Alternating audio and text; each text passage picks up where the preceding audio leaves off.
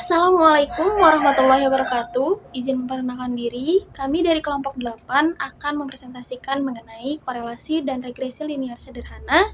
Saya Dinda Nur Arzizah dengan NIM 1903429. Perkenalkan, nama saya Erta Alfani dengan NIM 1908778. Perkenalkan, nama saya Windy Anggraini dengan NIM 1908368. Oke, yang pertama kita akan membahas mengenai korelasi linear sederhana. Apa itu korelasi linear sederhana? Korelasi linear sederhana merupakan korelasi yang hanya membahas data yang berpasangan dari sumber unit analisis atau subjek yang sama. Korelasi ini hanya dibatasi antara satu variabel X dengan satu variabel Y. Oke, baik. Selanjutnya kita misalkan kita akan meneliti sesuatu hal. Suatu penelitian yang akan mengkaji hubungan antara motivasi belajar dengan prestasi siswa SD dalam pelajaran matematika. Penelitian tidak dilakukan terhadap seluruh siswa yang ada di sekolah, tetapi menggunakan 30 siswa. Dalam penelitian ini, siswa diukur motivasi dan diukur prestasi matematika. Motivasi dijadikan variabel X dan prestasi matematika dijadikan variabel Y. Dari dua data yang berpasangan ini kemudian dipadukan menjadi satu distribusi bersama yang menggambarkan hubungan antara variabel motivasi dengan prestasi belajar matematika dalam bentuk diagram pencar. Contohnya ada di dalam PPT dan gambar berikut ya. Oke, selanjutnya ada grafik hubungan motivasi dengan prestasi belajar matematika model garis lurus. Grafik diagram di samping menunjukkan hubungan bersifat linear, karena distribusi bersama antara motivasi dengan prestasi dapat dihampiri oleh garis lurus. Model yang paling baik untuk dihampiri oleh hubungan antara motivasi dengan prestasi belajar adalah bentuk garis lurus atau linear yang akan kita bahas hari ini. Oke, selanjutnya kami lampirkan juga tabel data motivasi dan prestasi. Model lain yang baik untuk menggambarkan pola hubungan selain garis lurus, salah satunya adalah kurvilinear atau lengkungan. Nah, selanjutnya kita sajikan juga grafik hubungan motivasi dengan prestasi belajar matematika model kurvilinear seperti pada gambar dalam PPT. Hubungan antara variabel motivasi dengan variabel prestasi belajar tidak tepat untuk didekati dengan garis lurus. Hubungan antara skor pada kedua variabel motivasi dan prestasi belajar matematika membentuk kurva. Nah, selanjutnya kita akan membahas mengenai koefisien korelasi. Koefisien korelasi merupakan angka yang menunjukkan tinggi atau rendahnya hubungan antara dua variabel atau lebih. Koefisien korelasi yang tinggi menandakan besarnya hubungan di antara kedua variabel. Koefisien korelasi merupakan bentuk lain untuk menggambarkan di antara variabel. Rumusnya adalah R sama dengan sampel, P sama dengan populasi. Jadi kita membutuhkan dua ini, sampel dan populasi. Oke, selanjutnya adalah tanda positif plus menunjukkan hubungan yang searah. Tanda negatif atau min menunjukkan hubungan yang berlawanan arah. Koefisien korelasi linear sederhana menunjukkan dua hal, yaitu arah dan besarnya hubungan antara kedua variabel. Arah hubungan yang dinyatakan dengan tanda positif atau negatif di depan angka koefisien korelasi. Oke, selanjutnya kami sajikan tabel data pasangan untuk korelasi mendekati 1,00. Ada gambar grafik di sini. Pada gambar A menghasilkan koefisien korelasi plus 1,00. Artinya, motivasi belajar yang tinggi pada siswa diikuti pula oleh prestasi belajar yang tinggi pula. Lalu, yang berbentuk grafik antara variabel X dan Y membentuk garis lurus linear yang arahnya positif.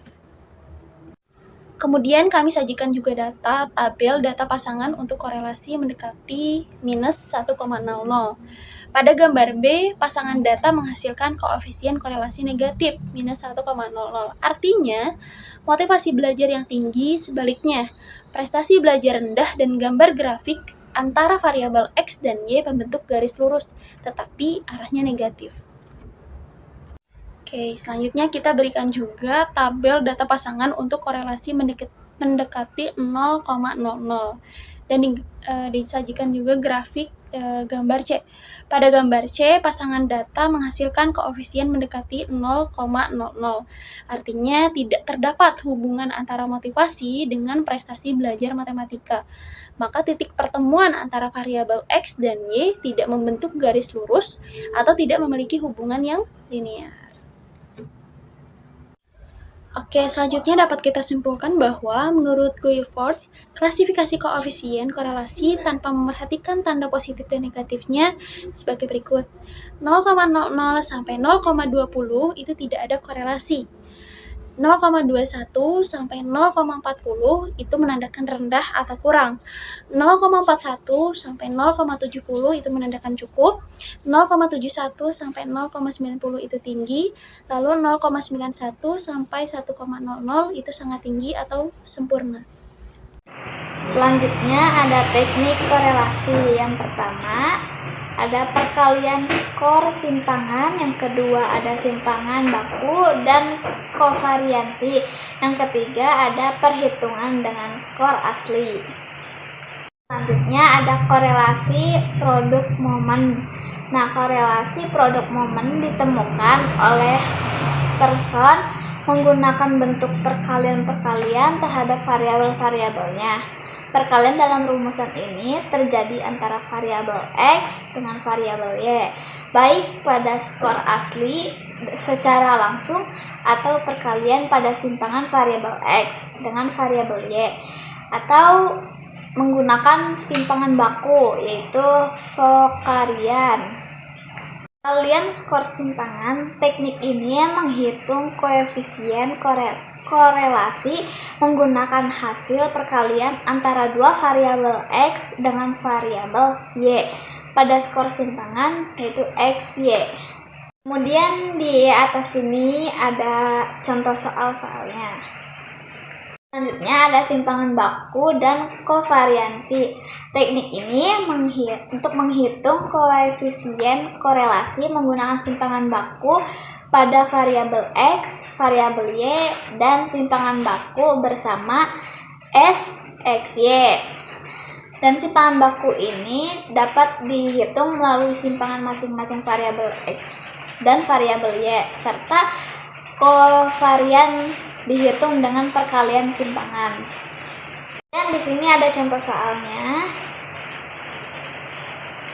Lalu ada perhitungan dengan skor asli.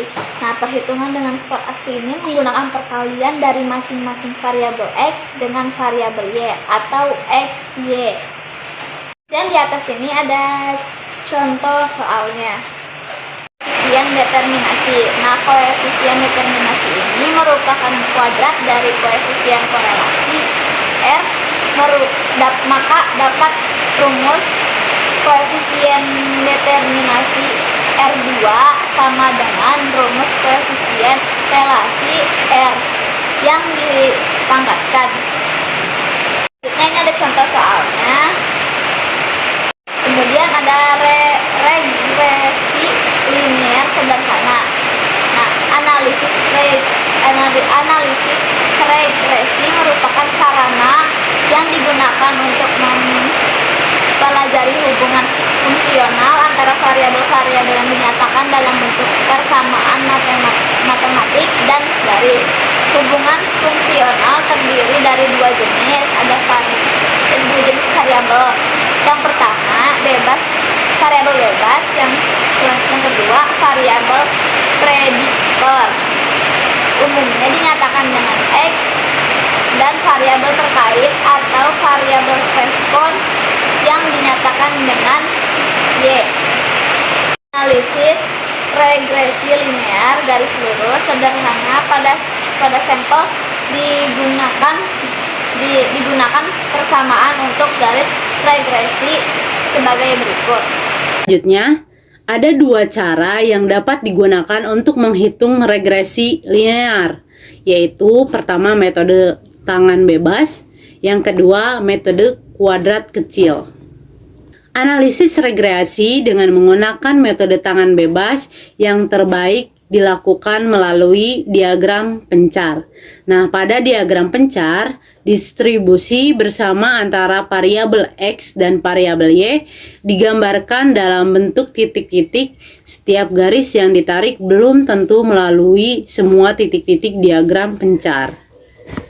Ini metode tangan bebas. Nah, di sini ada contoh dari data motivasi belajar dan prestasi belajar.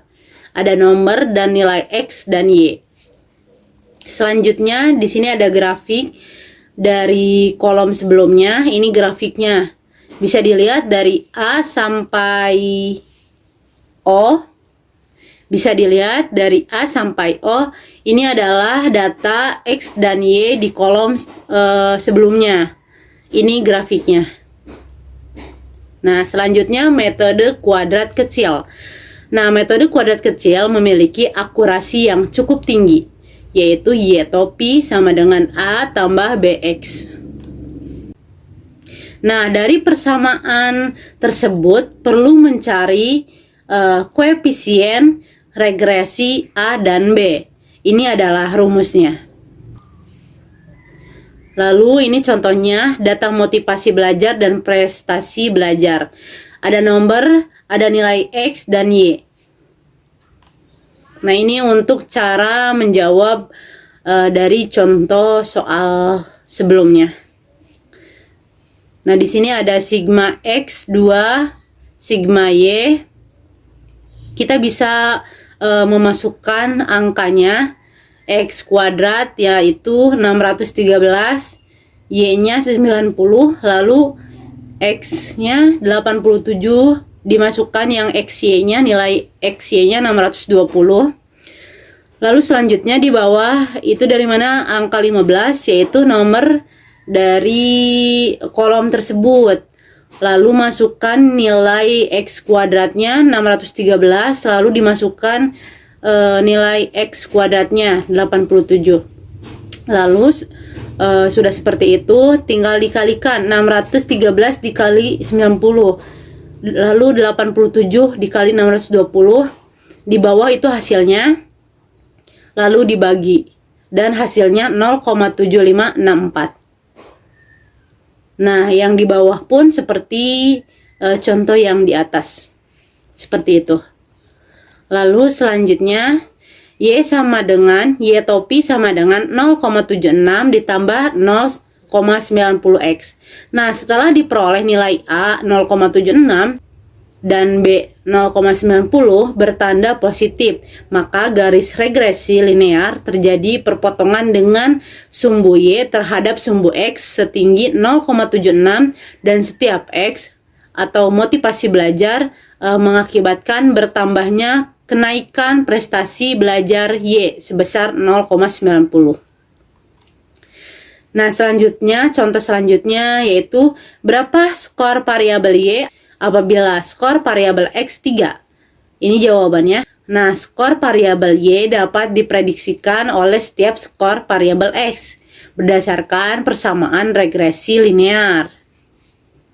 Contoh selanjutnya, nah, kita juga dapat memprediksikan nilai galat prediksi E atau error. Nah, error adalah perbedaan antara nilai terukur dan nilai sebenarnya dan data yang dikumpulkan dengan rumus E sama dengan Y dikurangi Y topi. Nah, ini grafiknya, bisa diperhatikan ya, teman-teman.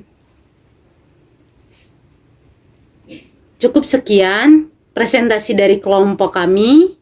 Kurang lebihnya mohon maaf. Ditutup. Wabillahi taufiq wal hidayah. Wassalamualaikum warahmatullahi wabarakatuh.